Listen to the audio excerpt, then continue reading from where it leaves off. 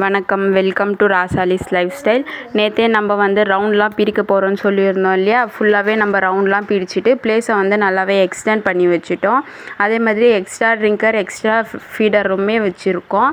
ஒரு மார்ட்டாலிட்டி ஆயிருக்கு.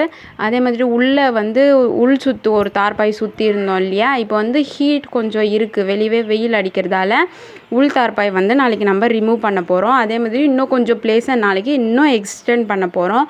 அதெல்லாம் மறக்காமல் பாருங்கள். டே பை டே வந்து சப்ஸ்கிரைப் பண்ணி வச்சுக்கோங்க. தேங்க்யூ.